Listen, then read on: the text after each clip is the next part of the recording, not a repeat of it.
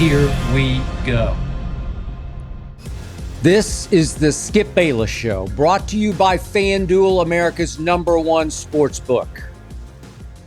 I have never been more excited by an episode than I am by this one, in which I'm going to tell you why undrafted Austin Reaves has turned the Lakers' backcourt into the greatest in NBA history. And I'm going to tell you why the LeBron-Jordan GOAT debate has become by far the hottest of my career and right now is raging like never before, out of control. And I'm going to tell you why Jim Harbaugh just might turn Trey Lance into Colin Kaepernick. And why Masters Sunday is my favorite day in all of sports, the whole calendar, even over Super Bowl Sunday or an NBA Finals Game 7. And finally, I'm going to tell you what it was like that night 46 years ago to be sitting courtside at Magic versus Bird for the NCAA championship. But first up, Austin Reaves, whose shocking rise has turned the Lakers into the greatest three-guard backcourt in NBA history. Tell me I'm wrong. I have never, ever seen anything like this rise, and neither has LeBron James. Mike Trudell of the Lakers broadcast team reported that late Friday night, after the Lakers' easy home win over the poor Pelicans, Austin Reaves was answering media questions in the locker room after he'd scored 30 points for a second straight game and hit a Lakers record 15 combined threes in consecutive games. And LeBron yelled across the locker room at Austin, obviously wanting the media to hear this. And I quote LeBron, "Has most improved come out yet? You deserve it." And LeBron tacked on a motherfucker just for emphasis. Pardon my language. Then LeBron made an impassioned case to the media for Austin Reaves to win most improved, concluding, and I'm going to have to fill in Trudell's expletive blanks here, "This shit is cold as shit." Pardon my language again, but this shit is cold as shit in the North Pole. This Austin Reaves shit. Now, Cade Cunningham is favored to win most improved because, I got it, he has led Detroit's amazing rebirth. Playoff rebirth. But hey, Cade Cunningham out of Oklahoma State was the first pick in the draft the same year Austin Reaves went undrafted, completely undrafted out of the University of Oklahoma. Cade Cunningham dominates the ball for Detroit. He just flat out dominates. His usage rate is 6th in the NBA. Austin Reaves' usage rate is 56th in the NBA. Because, of course, he shares a Lakers backcourt with the NBA's greatest scorer ever, LeBron James, having the best shooting year of his career in year 22. I'll get to that in just a minute. And, obviously, Austin Reaves shares that backcourt with the greatest scorer in the game today, Luka Doncic.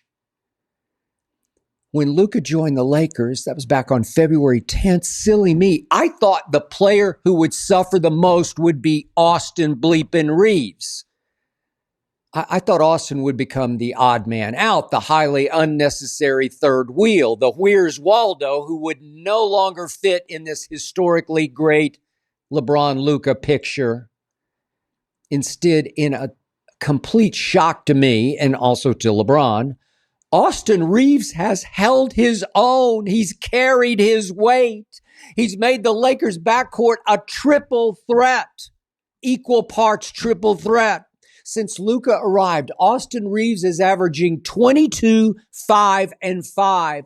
He's shooting 47% from the floor, 39% from three, and 91% from the free throw line. In his last 14 games, Austin Reaves has gone 26, 5, and 6, 53% from the floor, 42% from three, 94% from the free throw line in his last 14. And let's just look at his last 5 games. 55% from three. That's 24 of 44.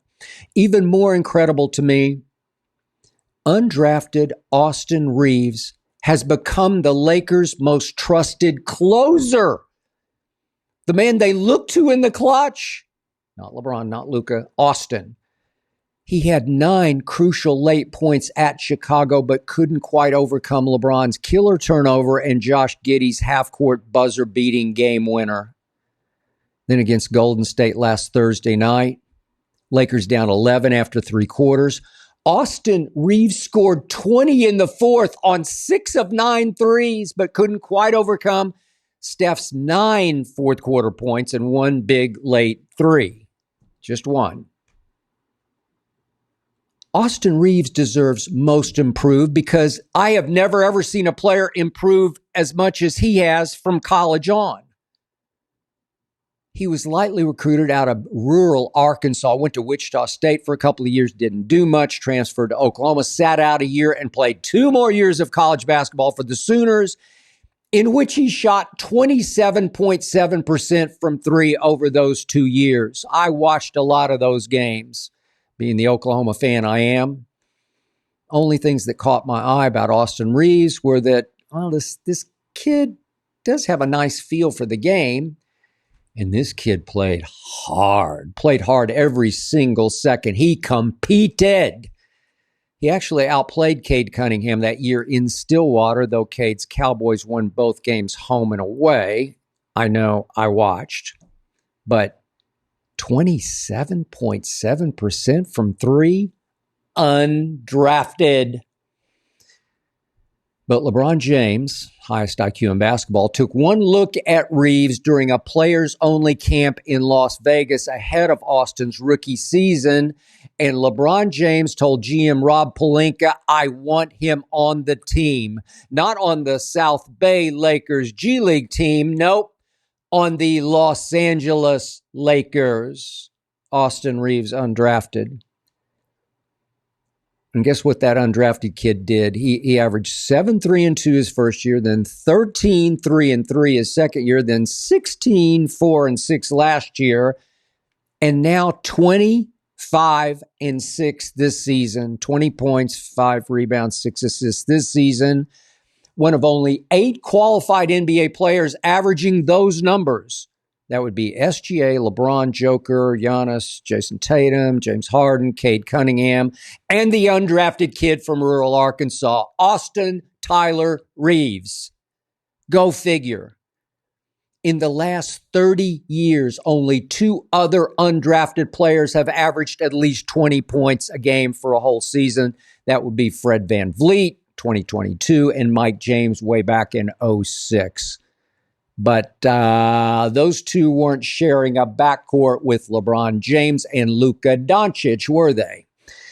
No, what Austin Reaves is doing is unprecedented and virtually impossible. If possible, Austin Reaves has somehow gotten quicker since Luka arrived. He just looks quicker on the floor to me. Gotten more cocky, confident, more behind the back, between the legs, sure of himself. Just so much more, dare I say, explosively athletic. Yep, explosively athletic Austin Reaves. Highly capable of SportsCenter highlights that match or even sometimes surpass LeBron's or Luka's. Highly capable of trick shots and fancy passes. It's as if Austin Reaves feeds. He feeds off the icons he shares the court with instead of being overshadowed or even buried by those icons. LeBron does have the highest IQ in basketball today. Luka's is close. JJ Redick's isn't far behind yet. Recently, JJ Redick called a meeting of the minds. He wanted to sit down with LeBron and Luka and with Austin Reaves. I'm telling you, this kid has extremely high basketball IQ, somewhere up there approaching hoops genius. LeBron and Luka haven't just accepted this kid, just tolerated him. No, they trust Austin Reaves. They gladly take a breather as they watch him do his thing. Night after night after night, I watch every dribble, of every Lakers game. Number 1, because of LeBron, and number 2, because it's LeBron and Luka now. And now I must admit, I'm watching because it's LeBron and Luka and number 15. I cannot take my eyes off Austin Tyler Reaves. Don't tell me white men can't jump, because he can. This kid fearlessly competes like he believes with every ounce of his being he's just as good as anybody on the court, including his two backcourt mates. Now, obviously, getting to play with LeBron and Luka is helping create more open threes for Austin Reaves. But do you understand how much pressure there is on Austin Reaves to make those open threes? Excruciating pressure. I mean, how do you go from shooting 27.7% from three your last 2 years in college to 39% since Luka arrived and 55% the last 5 games? You work at it. Rob Pelinka says they loved his shooting mechanics in college, but you have to keep working at those mechanics. You have to believe in yourself. You have to trust that you're going to make them against the Warriors or the Thunder when the lights are the brightest, and he can. It appears LeBron finally got in the lab after last season going into this season. I don't know what happened, because he's having the best ever combined season of his 22-year career from three and the free throw line. Combined, it's 38%, obviously, from three, 78% from the free throw line. Now, the 38% still ranks only 71st in the NBA, and the 78 from the free throw line ranks 57th in the NBA. But this is spectacular progress for the longevity king at age 40 in year 22. What took you so long, King? Now you're shooting it from three in the free throw line with such conviction, such authority, such trust, that you finally look like you know what you're doing. So now I'm going to really plunge, because LeBron is playing at by far the highest level we've ever seen from a 40-year-old, because he's still the NBA's best passer and driver and easily a top 10 player, because Luka is still as lethal a scorer as there is in basketball, and because LeBron and Luka comprise the greatest passing duo in NBA history. And they're now joined by an Austin Reaves who's at least in their league as a passer and a shooter and a scorer. Because of all that, I'm ready to say this is the greatest three-guard backcourt in NBA history. I'm talking about three-way IQ, ball skills, passing, shooting, scoring, vibing, so connected, three as one. I'm just talking offense, not defense, because Luka and sometimes Austin Reaves can get hunted on defense. Luka more so than Austin, because Austin Reaves will compete on defense, just compete his ass off, scratch, claw, at least make you work for your points. But can you remember a team starting three better all-around guards than these three? I'm sorry, I can't. You had Magic with Byron Scott, Michael Cooper. No. Bird was more of a point forward to me, but he did have Danny Ainge and Dennis Johnson, who were very good, but not quite this. I think of the 2012 Thunder, the baby Thunder. They had James Harden coming off the bench with KD and Russ. But again, to me, KD is more of a scoring forward than a guard. He can even play center at 7 feet tall. Which brings me to Steph and Klay, the two greatest shooting guards to ever play together, obviously. Case closed. But when KD joined them, was KD a guard? I never thought so. And does Klay have the all-around skills of a LeBron or Luka or an Austin Reaves? No, he doesn't, obviously. Got LeBron and D. Wade in Miami, and who else? Mario Chalmers? LeBron and Kyrie, and who else? I don't know, Matthew Dellavedova? No. These three Lakers, all three true guards, are the three greatest all-around complete basketball players ever to share a backcourt. But this is only because Austin Reaves has improved more since college than any player I can ever remember. This is only because I now consider Austin Reaves a star. I'm going star, not superstar, but a full-fledged NBA star. Austin Reaves doesn't just deserve most improved this season. He deserves most improved ever. Come on. Cade Cunningham was supposed to be this good. It just took him 3 years. Nobody expected Austin Reaves to be remotely this good. Tell me I'm wrong. Now, I'm not saying the Lakers are better than the Thunder because they're not, even though the Lakers obviously just shot the Thunder off their home floor Sunday the way no team has this entire season, thanks to 22 Laker threes, including one late from Bronny. The Lakers were 9.5-point underdogs on Sunday, and they got mad, and they got proud, and they made a statement to the Thunder that are having the greatest statistical season ever. They're number one, or the Thunder, in defense all season and number one in offense since the trade deadline. But Sunday, the Lakers said, "We are still the Lakers, and you are not." The Thunder were just not ready for this onslaught. They will be when it matters most. They played Sunday like it was the calm before the storm, before the looming playoffs, and they got caught in a storm in their own building. Sunday in OKC, the greatest three-guard backcourt ever combined for 69 points on 10 of 19 threes. The undrafted kid who played college ball 20 minutes away at OU scored 20 on 4 of 8 threes. What?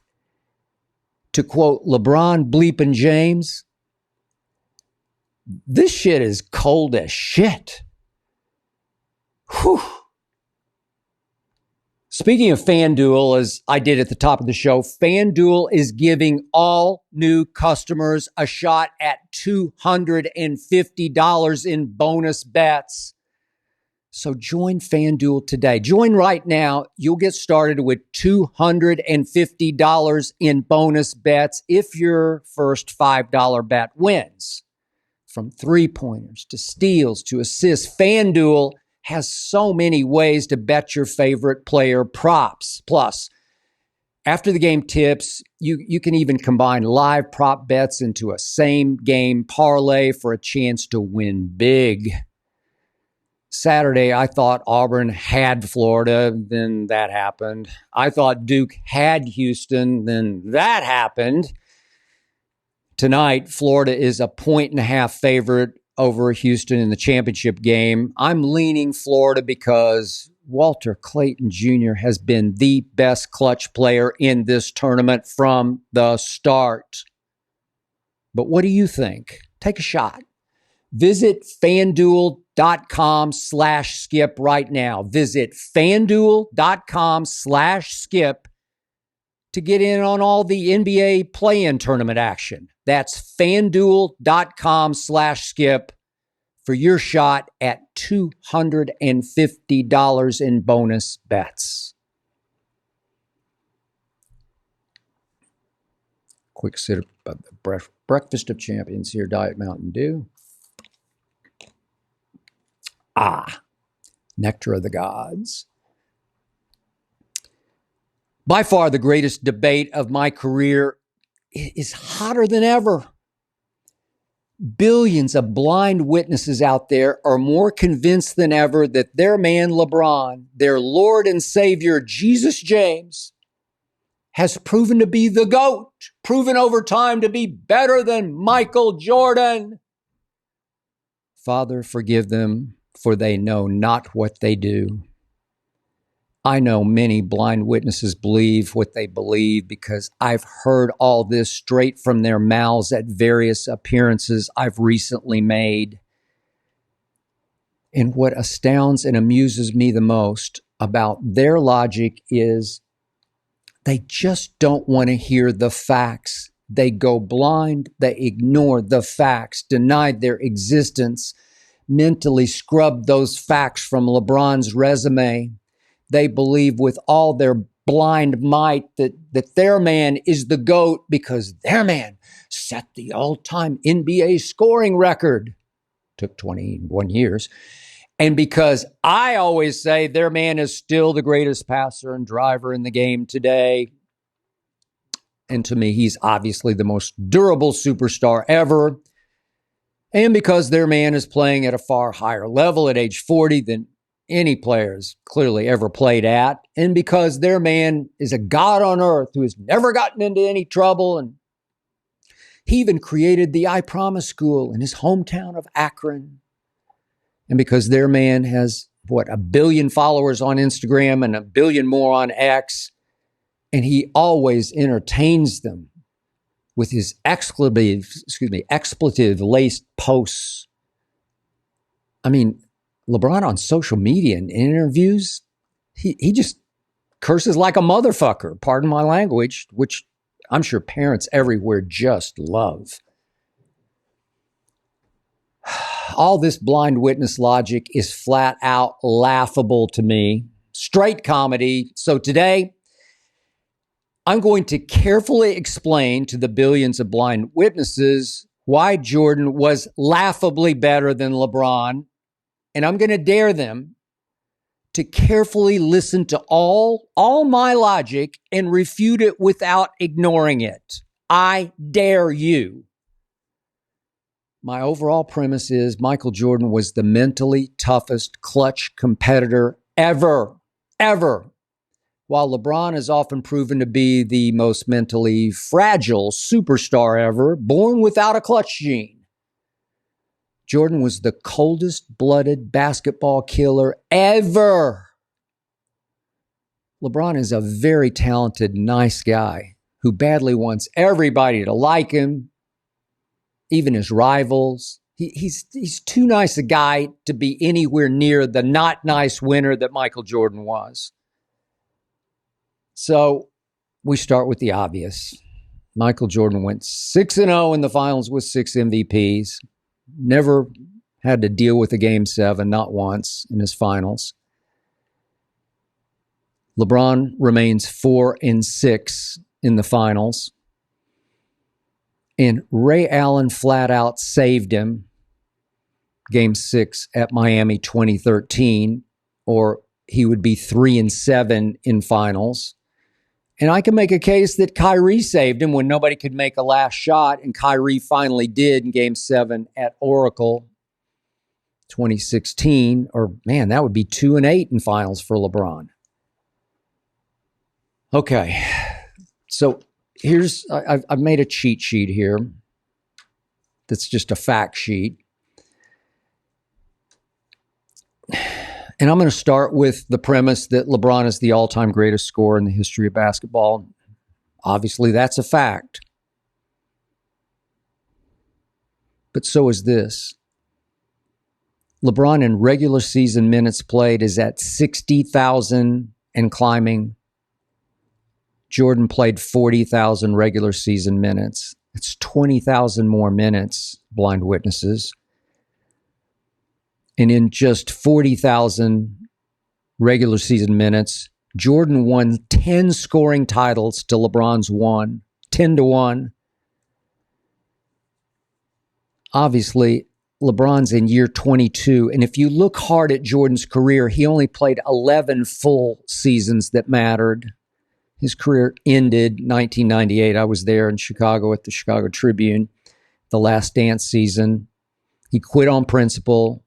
He retired for 3 full years, 3 late prime years. The last 2 at Washington, because he was friends with the owner, were just ceremonial. He was acting as GM, coach, trying to build something, averaged 20-6. They don't matter to me. Irrelevant. So it was really 22 full years for LeBron to 11 full seasons for Jordan. 22 to 11. And by the way, speaking of durability, Michael played all 82 games 8 times. LeBron has played all 82 only 1 time. Michael also twice played 80-plus games. Interesting. So I do say often that LeBron's the greatest passer still in basketball. But don't discount Jordan's ability to pass. 1989, Michael Jordan averaged 33 points, 8 rebounds, and 8 assists. He did that, 8 assists. Career as an assister, he was 5.3 career. But 1 year, 8 assists. He could really pass the basketball. He just didn't need to because he was winning 10 scoring titles, and they were 6-0 in the finals with his 6 MVPs. They just didn't need him to pass more than averaging 8 assists in 1989. And yeah, I always say LeBron at 6'9", 260, 70 pounds, greatest driver of the basketball ever, not even close. Yet, by superstar standards, poor shooter, shockingly bad from 3 and the free throw line. And because of that, LeBron has often run from the late game free throw line, where since he entered the league, he's been the worst. So LeBron from 3 for his career is at 35%. Historically, that ranks 361st. From the free throw line, career, LeBron's at 74%. Historically, that's 478th. Now, this year, for whatever reason, he did get in the lab, as I mentioned, and he did finally figure it out to some extent, even though his 37.8% from 3 ranks 71st in the league, and his 77.7 from the free throw line is 57th in the league. Not bad, progress, but actually an indictment of LeBron, because we went 21 years of poor shooting. I don't understand it. 21 years of poor shooting, and yet the blind witnesses fire back, well, Jordan was only 33% from 3. That's because in his era, it was not prioritized. Nobody really cared about shooting threes, which is why Michael, through his career, averaged, well, he averaged from 3 120 attempts per year. 120 attempts per year. LeBron has averaged through his career 393 point attempts. He's a high volume 3-point shooter per year. And then look at Michael from the free throw line. He was very good. Wasn't great, but he was very good. He was 10 percentage points higher than LeBron. 74% to 84% for Jordan. Think about that. I mean, 10 percentage points for a whole full season is the Grand Canyon of a leap. We look at Larry Bird. For his career, shot 89% from the line. KD is 88% from the line. LeBron's 74%. That's pathetic and embarrassing and disqualifying if you're talking about the GOAT. Let's talk defense. Michael Jordan actually won a Defensive Player of the Year. LeBron never did. 9 times Michael was first team all defense in those 11 full seasons. 9 times. LeBron has made 5 first team all defenses, but the last one came in 2013. That's a long time ago, but he did make 5. So now let's talk about clutch gene. Now let's talk about epic fails. This is where the blind witnesses always tune me out. They don't want to hear this. Please listen to me just once as I tick these off and probably tick you off. Let's start with 2010 conference semis against the Celtics. This is LeBron's final year, his first go-around in Cleveland. They go up 2-1. LeBron, on that Friday night in Boston, I watched every dribble, played one of the greatest playoff games of his career. He was really good. 38, 8, and 7. They're up 2-1. And he shrinks and he disappears. And they lost 4, 5, and 6. 4, 5, and 6. And Stephen A. Smith reported on ESPN, I was there that morning, that LeBron had to be sedated before games 4, 5, and 6 against the Celtics because of a locker room issue with a teammate. Sedated? That's just weak. That's just lame. That's just an all-time comical excuse from somebody in LeBron's inner circle. Then a few weeks later, Dan Gilbert, the owner in Cleveland, accused LeBron of quitting in games 4, 5, and 6. Was Michael Jordan ever accused, especially by an owner, of quitting? No, never. Did Michael have any epic fails? No, he never had an epic fail. He lost. He started out 1-9 in the playoffs, but that included getting swept by the Celtics, in which in game 1, coming off a broken foot that cost him pretty much the entire year. He broke it in game 3. Michael in game 1 at Boston in that playoffs scored 49. In game 2, double overtime, he scored 63. And after that game, Larry Bird said that was God disguised as Michael Jordan. That's how much Michael was scaring great teams when he was yet to even have his Robin, who was Scottie Pippen. And then who can forget what happened? LeBron left Cleveland, obviously, for Miami. I applauded the decision. I thought he needed Dwayne Wade to teach him how to control his emotions under stress, under pressure, teach him how to win. And Dwayne did, but not in 2011, that first go-round with the Heatles in Miami. It happened again. They win at Dallas, game 3. LeBron was great. LeBron went back to his hotel room, made a list of people he was going to say, I told you so too. I was number 1 on that list, according to Stephen A. And right on schedule, games 4, 5, and 6, LeBron collapsed. The chosen one became the frozen one in 4, 5, and 6, all losses. He averaged only 15 points a game. He was 2 of 12 combined from 3 in those 3 games. He was 4 of 10 in those 3 games from the free throw line. Just pathetic. He averaged 5 turnovers a game in those 3 games. Just embarrassing. Which brought us to 2013. LeBron did break through, obviously, in 2012 against the Baby Thunder. He was very good. Got a lot of help, if you recall, in the games in Miami from Mario Chalmers, Mike Miller, and even from Dwayne. But 2013, against the team I loved at that point, the San Antonio Spurs, game 6 should have been the closeout for my Spurs. They're up 5 points with 18 seconds to go. And that's because at 40 seconds and 20 seconds left in that game, LeBron had unforced error turnovers, shocking turnovers. Even I, no LeBron fan, sat back as a Spurs fan and said, what are you doing, LeBron? He did make 1 3, but then he was forced to take a 3 to tie the game with 6 seconds left, and he LeBricked it, back ironed it.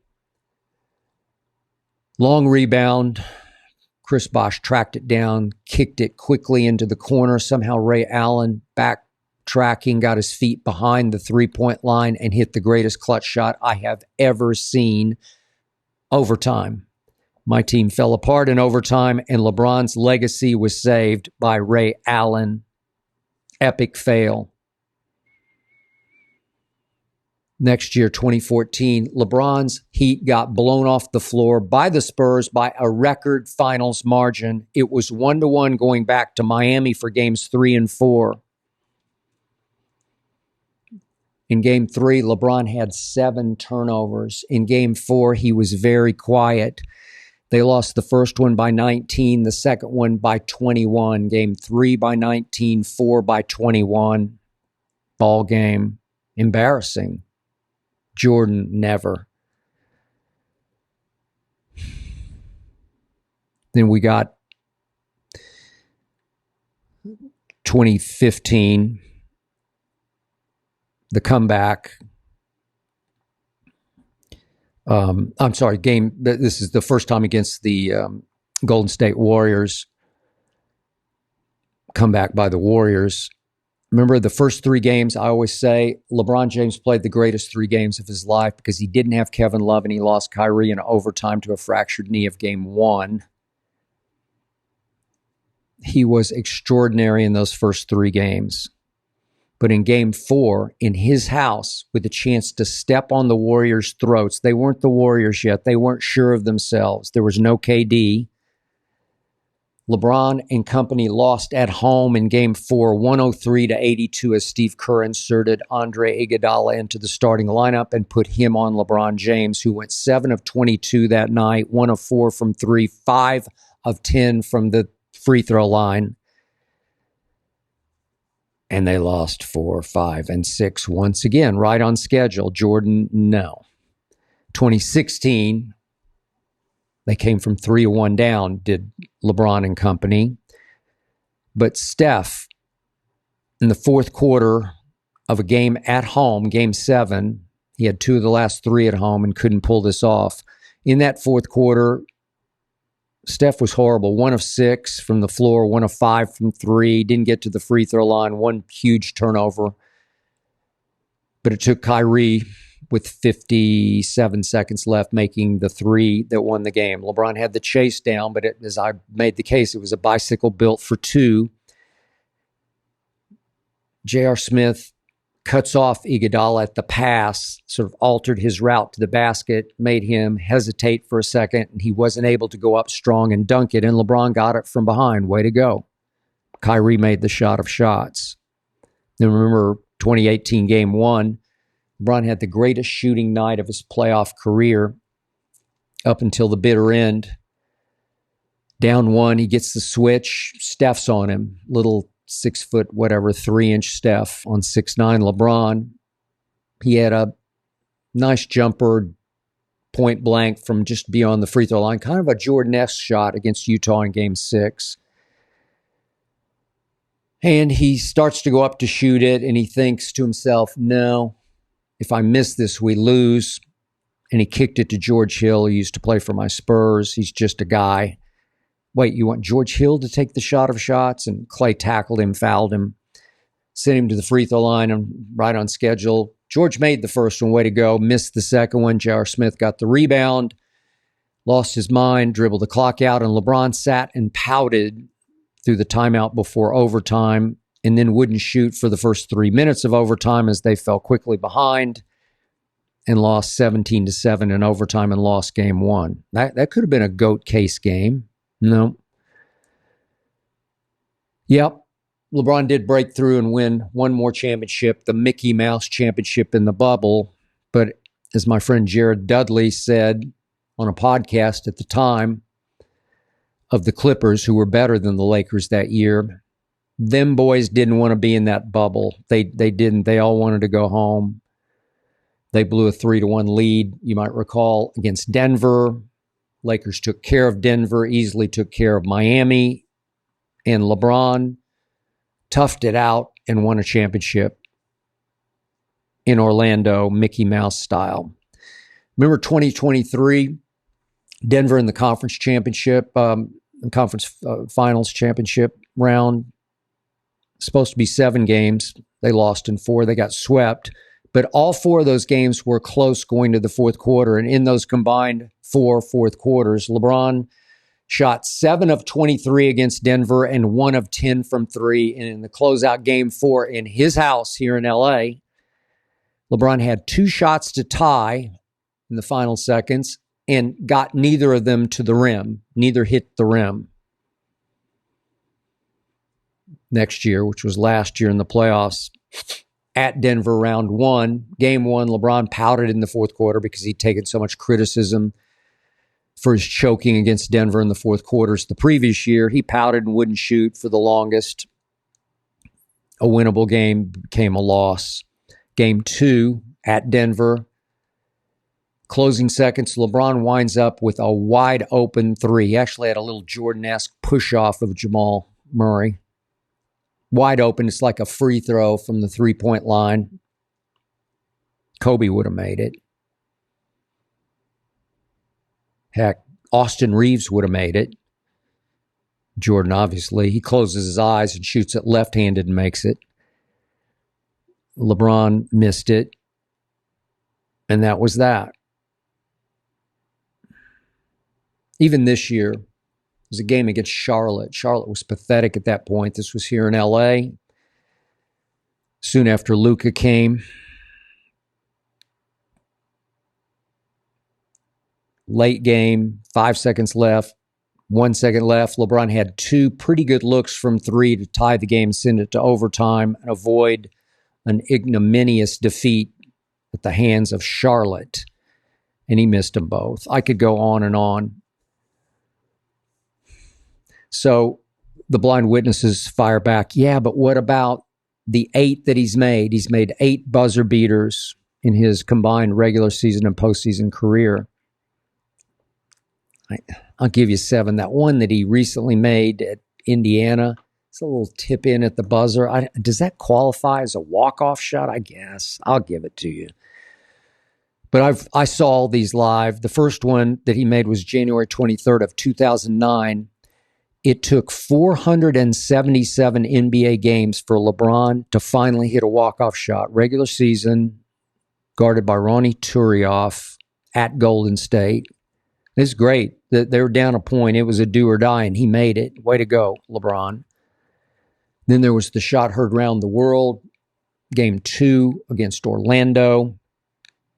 It was a catch and shoot with 1 second left. I still don't know why Hedo Turkoglu wouldn't just get up into LeBron and like face guard him, like nose to nose guard him, because clearly they're down 2. So LeBron or whoever is going to catch it inbounds has to just heave it from 3. And Hedo played off him and let him catch it and shoot it. What? And LeBron made it. He's better when he has no time to think. Like there's no choice to be made. There's no decision. Should I drive it? Should I worry about shooting the free throws? Should I just shoot this from 3 to take the pressure off? And I can say, well, it was a hard shot. I missed it. Well, he had no choice. He had to just catch and fire. And he made it. And then with everybody expecting LeBron versus Kobe in the finals, only Kobe made it to the finals because LeBron and company just petered right out and lost to the Magic in 6 games. It was a big disappointment. LeBron did make that layup, a little lefty layup. He blew by Paul George at Indiana and just laid it off the glass. That was a game 3. There was that mad shot he made against the Bulls in Chicago when David Blatt called Kyrie's number and was going to have LeBron inbounds to Kyrie, and LeBron got mad. I love LeBron when he gets mad. That's when he's at his best. And he made a 2-point shot to win that playoff game. Then there was the 2018 regular season game at Minnesota. It was a really good shot over Jimmy Butler. I liked that one a lot. Game was tied. He made a 2-point shot. It was beautiful. I'll give you that. Remember, LeBron has now played 71,000 total minutes, regular season and playoffs combined. 71,000 to only 48,000 for Jordan. So LeBron has played, maybe fittingly, 23,000 more minutes combined, regular and playoffs, than Michael Jordan. 23,000 more minutes. A great number, 23. There's a one and only 23. It was Michael Jeffrey Jordan. Then there was the Pacers playoff game, game 3, tied 95 all. He made it. Oladipo thought he'd gotten fouled, or maybe it was a potential goaltend, and everybody stayed at one end of the floor, and LeBron hustled the ball down the court, took an open 3 and made it. I'll give you that one. It was nice. Those two, that one and the Jimmy Butler, they were nice.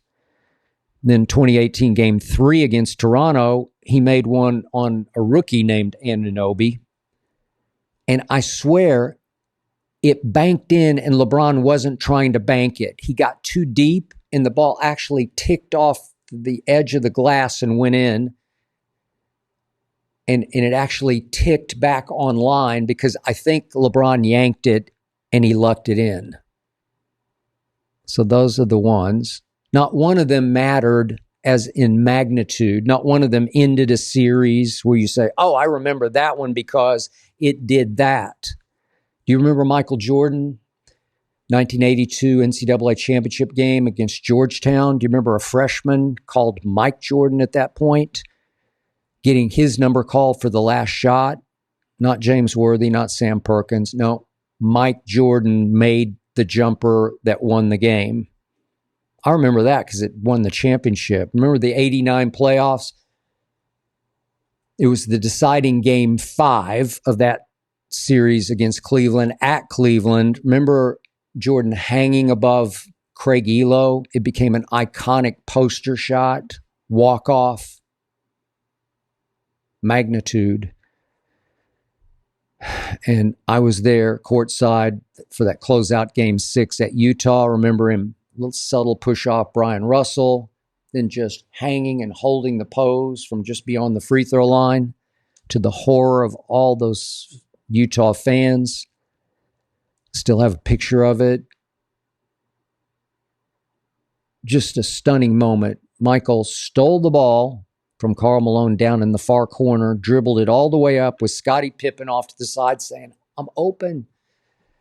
No, Jordan says, I got this. Little push off, up, hold the pose, swish, championship. Won the championship. Magnitude. So all of the above is why I rank my all-time top 10 this way. Number 1 is obviously that guy. Number 2 is Magic. Number 3 is Shaq. The 2 greatest Lakers, 1-2. Then 4th is another Laker, Kareem, who won 6 championships and did win 6 MVPs, regular season.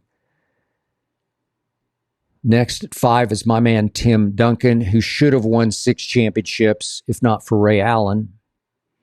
6 is Mr. Russell, as in Bill Russell, who won 11 championships. 7, Kobe, 8, Bird.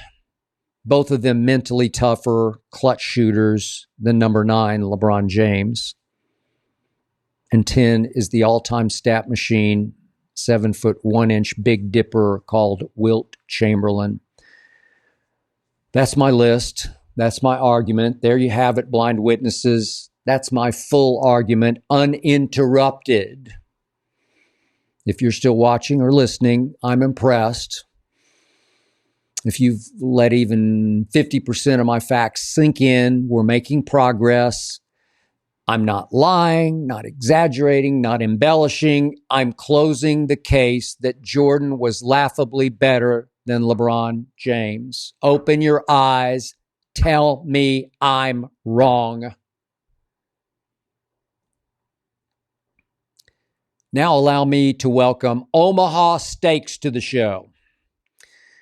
Ernestine and I have often sent Omaha Steaks to friends as gifts for birthdays, Christmas, thank you gifts, because Omaha Steaks always make people happy. We always hear back how much our friends enjoyed their Omaha Steaks. You can bring home the world's best steak experience with Omaha Steaks. Visit omahasteaks.com for 50% off right now, site-wide, 50% off during the spring savings event. And for an extra $30 off, use promo code SKIP at checkout. That's 50% off at omahasteaks.com and an extra $30 off with promo code SKIP at checkout. See the site for details. Not nearly enough was made of this story last week. Jim Harbaugh not only signed Trey Lance, but he gave Trey Lance some money, up to $6.2 million for next year. Not bad for a kid the Cowboys just dumped in favor of Joe Milton, who will make a little over $1 million a year for the next 3 years.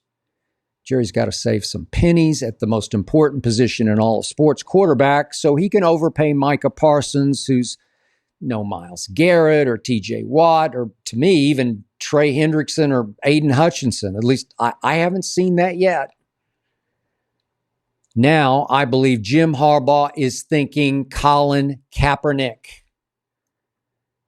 Jim Harbaugh stood on the sideline last August at Jerry World for that final preseason game, Chargers at Cowboys, and up close and personal, Jim Harbaugh watched Trey Lance throw for 373 yards and run for 90 yards, along with throwing 5 interceptions.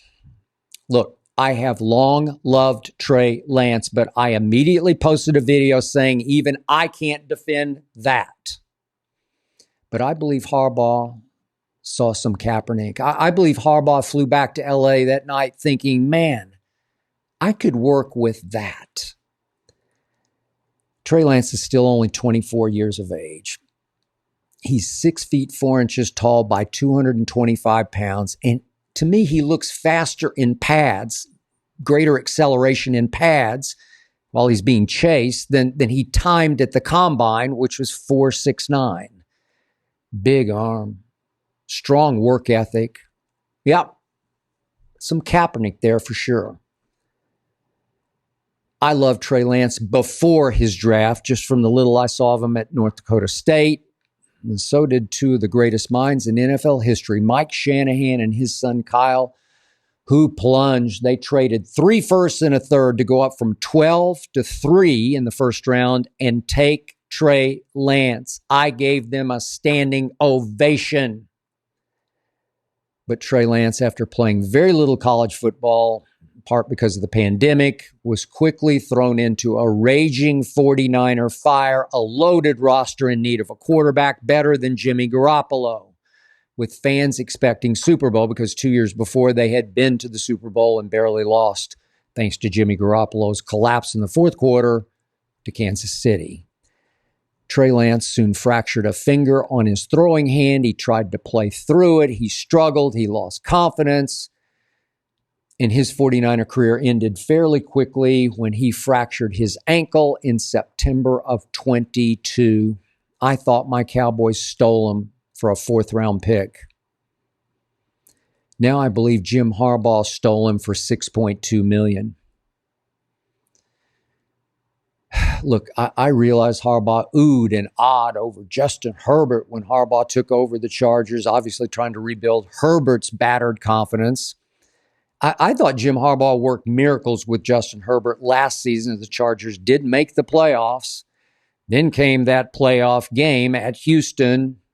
Justin Herbert completed under 50% of his passes, 14 of 32 with 1 TD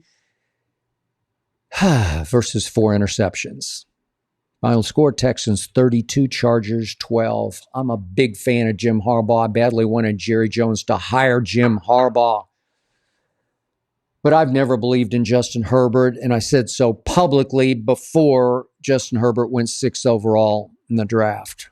Huge arm, without great touch or feel for playing the position of quarterback. Sometimes a little rock-headed. I believe Jim Harbaugh isn't completely sold on Justin Herbert. So remember what Harbaugh did to 1st overall pick in the draft, Alex Smith, week 11, 2012. Harbaugh benched him in favor of this kid, Colin Kaepernick, who was in his 2nd season as a 2nd-round draft pick. 49ers at that point were 6-2-1, but Harbaugh just believed this kid could take them farther than Alex Smith could. Talk about guts. And vision. Was Harbaugh ever right? Kaepernick came within an uncalled pass interference in the end zone of winning that season's Super Bowl. Remember Michael Crabtree? Now Jim Harbaugh has the opportunity to prove the team that eventually fired him, the 49ers, wrong for getting rid of Trey Lance. And now he has a chance to show, or I should say to show up, new Cowboys coach Brian Schottenheimer, who obviously coached and tutored Trey Lance in Dallas. Just watch Jim Harbaugh. He'll rebuild Trey Lance's confidence. Harbaugh will get the most he can get out of this 24-year-old, and that's going to be a whole lot. Harbaugh, who did make a Pro Bowl as a quarterback himself, will do everything in his considerable power to make this kid what the Shanahans originally believed he could be, which was an NFL star. Harbaugh sees Kaepernick. Remember, I said this. You heard it here first. Quick sip of dew.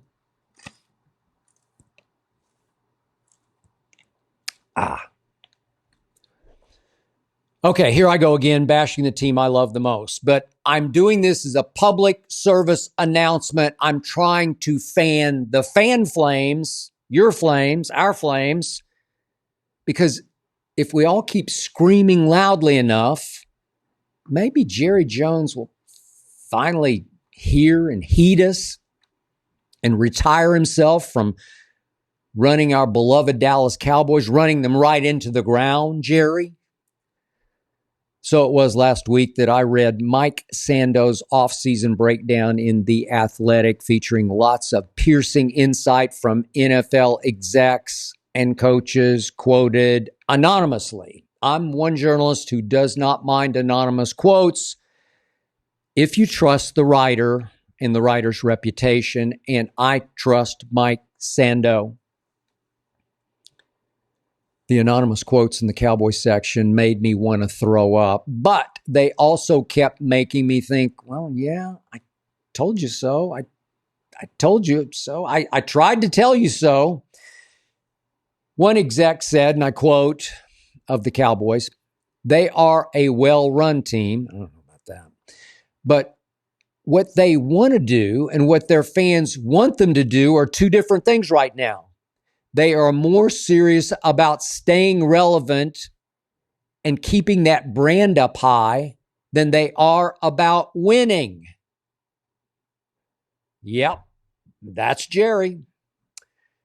Mike Sando writes, there has been no big offseason push to catch Philadelphia in the NFC East.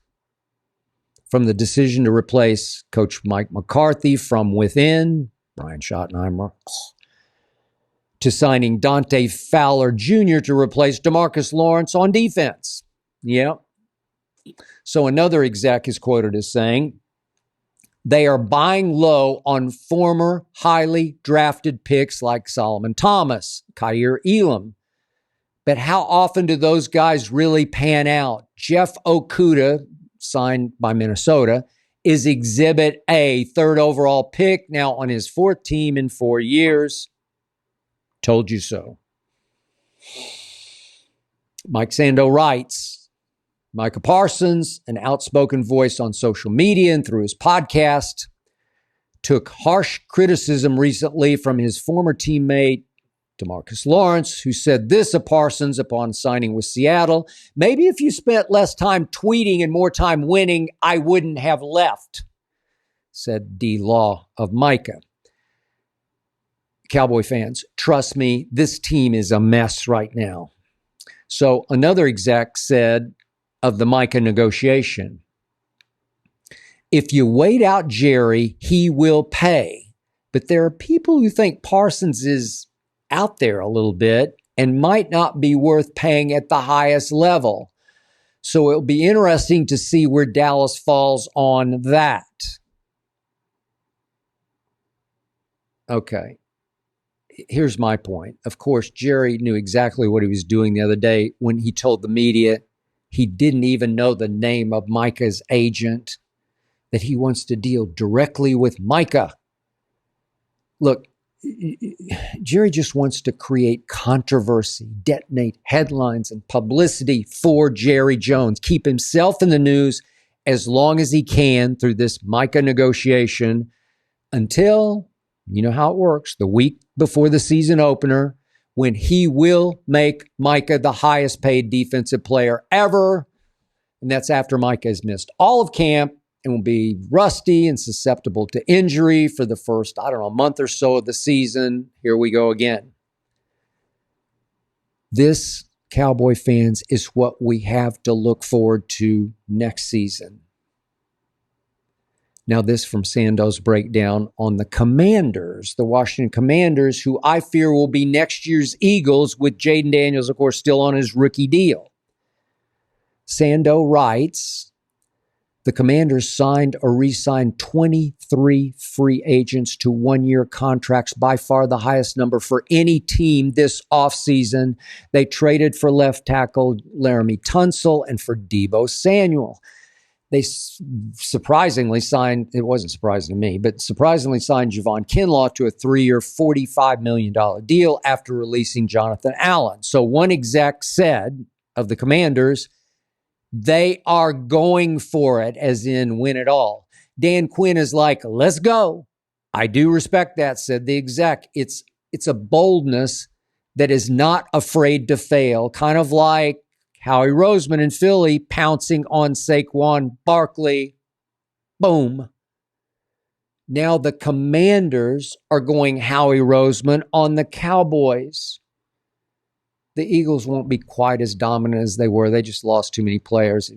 It's just going to happen, but they'll still be far superior to Dallas. And don't let Shedeur fall to the Giants. Scream, Cowboy fans, scream, not for your team, at your owner. Please scream. So the first time I laid eyes on Larry Bird, I was in the press box, you ready for this, of old Miami Stadium, which was the spring home of the Baltimore Orioles. I'm talking baseball. And I was typing a baseball column on Sparky Lyle. This was during a Rangers-Orioles spring game. This was March of 1979, and Sparky Lyle had just joined the Rangers after 7 big, bad years with the New York Yankees.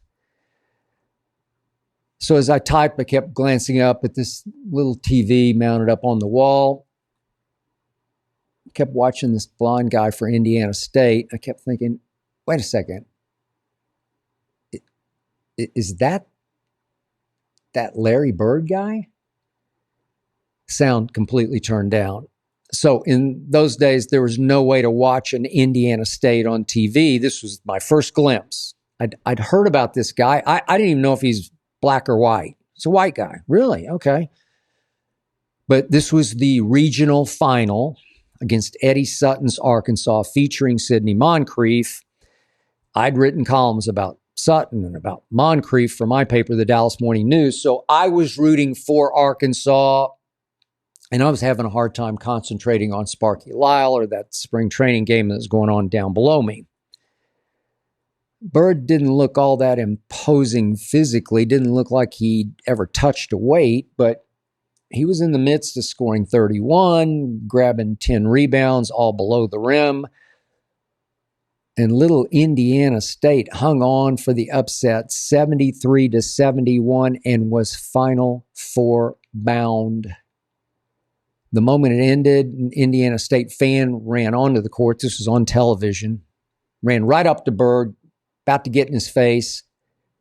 And Larry Bird decked the kid.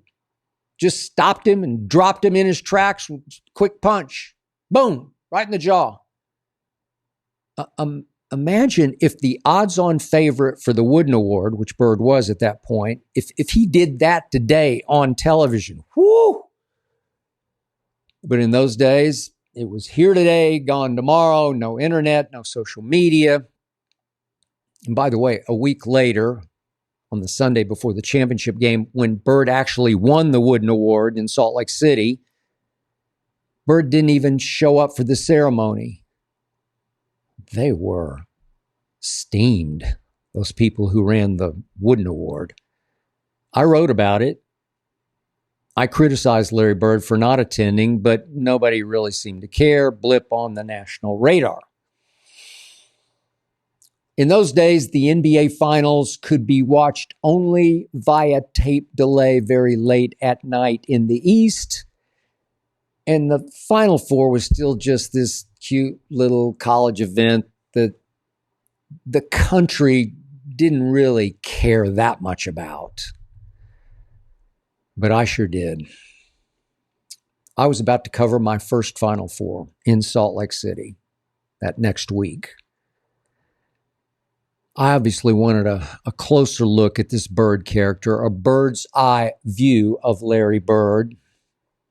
All I knew for sure at that point was that this guy played by his own set of rules, and this guy did not care what anybody else thought of him. I had no idea what I was getting into that Saturday. Then that Monday night, March 26, 1979, that's 46 years ago. I couldn't fathom, I couldn't feel, I couldn't know. I was covering history. I didn't know I was right there in the middle of an event that would put both the NBA and the Final Four on the national map. I completely understood how a huge segment of the population had fallen in love with Magic Johnson and his big $1 million Hollywood smile. Who knew he'd be destined to become a Los Angeles Laker out in Hollywood? I'd already become a Magic fan. I could see on TV playing at Michigan State, but what I failed to grasp was that a huge segment of the population had become mesmerized by this Larry Bird, this hick from French Lick, as in Indiana, this hick from French Lick who had worked as a garbage man in high school and college, who had decked a fan and stiffed the wooden award ceremony. Whew, what? Now, I'm just guessing some white people like Magic. I don't know. I would think they would have, but I don't know. Did some black people like Larry Bird? Maybe they did. But this I'm pretty sure of. The country was being polarized between the black star and the white star, who could not have been more culturally different than the black star, though their games definitely had similarities. Both were 6'9". Both were gifted passers. Neither was sensationally athletic. Bird was the better shooter, but Magic was his equal as a scorer. And both were basketball assassins, natural-born winners, had basketball genius. Only Magic was more of a wolf in sheep's clothing. He smiled while he snatched your heart. So that Saturday against Mark Aguirre's DePaul, I watched the whole game. Bird went 35-16-9. Indiana State won by 2, 76-74. So the stage was set for Monday night's championship showdown, Magic versus Bird. Magic would have more help because Greg Kelser, his teammate, went 4th overall in the draft. But that night, Magic outscored Bird 24-19. Magic went 24-7-5. Bird 19-13-2. Bird had 6 more turnovers to go with the 11 turnovers from Saturday's semifinals. So he had 17 total turnovers in 2 Final Four games. Whew. But his 4 teammates might as well have been full-time trash collectors. They were just guys who were often literally blindsided by Bird's passes. Somehow, as I sat there courtside, I'm press row, right up against the court, that March 26th, that Monday night game, it seemed so much smaller than it would be remembered. The game was played in a little college arena. It's called the Special Events Center at the University of Utah. It seemed to me like just another college game without the usual ear-splitting hysteria I had often experienced at college games. Go to Fayetteville, Arkansas, and get your ears blown out as I had. So in those days, Gil Brandt who was the Cowboys draft master, ran a hospitality suite at the Final Fours, allegedly, so he might discover a basketball player who could play football, and he'd had a couple, starting with Pete Gent from Michigan State, tight end. So Gil Brandt sort of ran also college basketball. He often plugged coaches into openings. All the ADs knew Gil Brandt. He knew all the top coaches, schmoozed with them, hung out with them. Bobby Knight, and Dean Smith, and Al McGuire. They were all there that weekend, that Saturday night, in Gil's hospitality suite. So Gil told me on Sunday afternoon that many of the coaches had told him, the greatest coaches had told Gil Brandt, that Larry Bird was just, and I use the quote, too slow-footed to make it in the NBA. That was the quote, too slow-footed. So in a piece that I wrote for the Dallas Morning News for that Monday morning's paper ahead of the national championship game, I did mention in that column what I had been told that many of the top coaches believed about Bird, too slow-footed to make it in the NBA. Was I ever about to look bad? That next week back in Dallas, I got bombarded with hate mail. It was like Larry Bird had become an overnight god in America. I was stunned. Only now do I look back and grasp the magnitude of that turning point moment I walked into and didn't feel, didn't grasp, didn't understand. Yeah, magic was made for Hollywood, but now he had the perfect foil figure, the hick from French Lick, who could play, who could back it up. I mean, I had loved some white players before Bird. Loved Jerry West, Rick Barry. I was head over heels for Pete Maravich. He was godlike to me. He was literally magic. But somehow Larry Bird had connected with far more white fans than any white player before him, like by far more fans. And the rest was NCAA and NBA history.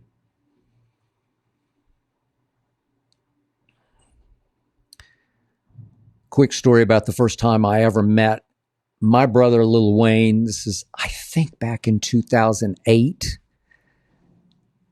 He was going to be on First Take that day. This is pre-Stephen A. Way pre-Stephen A. So Wayne did a gig somewhere in the New York area. Tour bus came up to Bristol, Connecticut, and he slept for a couple hours in our parking lot. Made it to our 7:30 a.m. morning meeting. Looked great, upbeat, ready to fire. So we began to go back and forth, didn't know each other, feeling each other out, opinions about this and that, lots of NBA, some NFL. And then we got to the other event that was about to happen that week, the Masters, a golf tournament. Wayne didn't know a whole lot about the Masters, but I blurted out that to me, Masters Sunday is the best day in sports. Better than Super Bowl Sunday, better than any Game 7 day of an NBA Finals. And Wayne lost it. What? He just couldn't get over that. And the room broke up laughing at me as Wayne ridiculed me. You effing crazy. The Masters? Yep, the Masters. Why? And I tried to explain to somebody who at that point didn't understand golf and knew nothing about Augusta National Golf Club and Course, that plot of ground that golf course is built on is the closest thing I know to heaven on earth. Ben Crenshaw once told me it's like a mystical cathedral, especially down at Amen Corner, 11, 12, 13, among those towering pines, like Jack and the Beanstalk pines that go up into the clouds to the point you can't see their tops. I tried to explain to Wayne, it's just eerie down there, like you can see ghosts among the pines, ghosts of Ben Hogan and Gene Sarazen, Arnold Palmer. There's just so much history, and it is so beautiful. It is indescribably, breathtakingly beautiful, perfectly manicured to where the grass and the flowers don't look real, but they are. It is so real. And that golf course, I know so well. Every year, the Masters is played on the same golf course. I know every step. I've walked it hundreds of times. I covered 20 straight Masters. I know every shot. I know every inch. I know every side hill and uphill and downhill. I know the slope of every green. I played Augusta Nationals a long time ago. It ate me alive, but I played it and I lived to tell about it. It's hard, man. It's crazy hard to putt. Greens are so fast, so sloped, and so tricky to read. The pressure is excruciating at the Masters on Sunday. There's no pressure in sports like it because in golf, you're all alone. You can't react to a pass or a pitch or a shot. It's just you. The club doesn't move until you move. The ball doesn't move until you strike it. There's no tennis involved where you're returning. You have to initiate every single pressurized shot. And they say the Masters doesn't start until the back nine at Augusta on Sunday.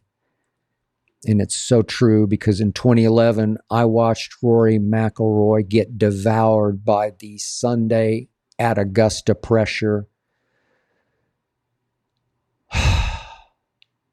He led by 3 going into the back nine and promptly hit one way up into the trees toward Butler Cabin. Triple bogey on 10, bogey on 11, double bogey on 12. Game over for Rory McIlroy. At Augusta, I don't think he's ever recovered from that tragic collapse. That's Augusta National. I can feel the sweat. I can feel the pressure. I can feel the pain because I know it. Every golf fan knows it. And guess who got to know it? Dwayne Michael Carter Jr. He finally went to a Masters, and he liked it so much, he went to another one, and now he's hooked on Augusta National and Masters Week, and especially on Masters Sunday. That's why, my brother, I can't wait for this Masters Sunday, the best day in sports. Wayne and I still laugh about that morning meeting to this day. That's it for this episode. Thanks to Tyler Korn for producing, to Ernestine for overseeing, and to Hazel for approving.